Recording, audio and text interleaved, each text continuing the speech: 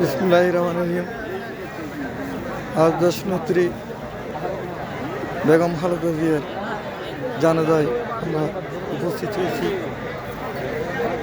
গৃহবধূ থেকে রাজনীতি দেশে বাংলাদেশে স্বৈরাচার বিরোধী আন্দোলন, ফ্যাসিবাদী হাসিনার 17 বছরের ফ্যাসিবাদী শাসনের বিরুদ্ধে নেতৃত্ব দিয়ে এসেছে। মানুষের ভোটের অধিকার, গণতন্ত্র পুনরুদ্ধারের জন্য দেশনেত্রী বেগম খালেদা জিয়া গোটা জাতির কাছে দেশমাতা হিসেবে পরিচিত হয়েছে। তার মৃত্যুতে বাংলাদেশের বিভিন্ন রাজনৈতিক দল, সংগঠন, বিশ্ব নেতৃবৃন্দ শোক প্রকাশ জানিয়েছে। ওনার বিদেহী আত্মার মাগফিরাত কামনা করছি এবং সাথে সাথে তাহার জন্য আমরা দোয়া করছি। 1982 সালে 24শে মার্চ জেনারেল এরশাদ ক্ষমতা নেওয়ার পর থেকে স্বৈরাচারের সাথে আপোষ করেনি। 1986 সালে চট্টগ্রাম লালদিঘির ময়দানে দেশনেত্রী বেগম খালেদা জিয়া ঘোষণা দিয়েছিলেন, যারা এরশাদের অধীনে নির্বাচনে যাবে তারা জাতি বেঈমান হবে।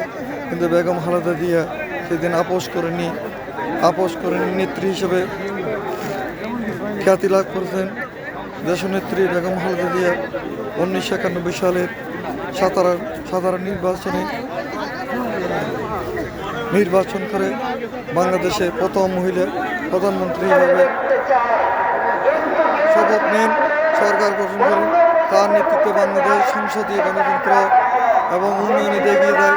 ঠিক সেই মুহূর্তে দেশি বিদেশি ষড়যন্ত্রকারীরা 1996 সালে অসহযোগ আন্দোলন করে তিনি খালেদা জিয়ার বিরুদ্ধে তাকে পদত্যাগ করতে বাধ্য করেন এবং তিনি গণতন্ত্রের জন্য ফাঁসিবাদের বিরুদ্ধে আপোষ করেন।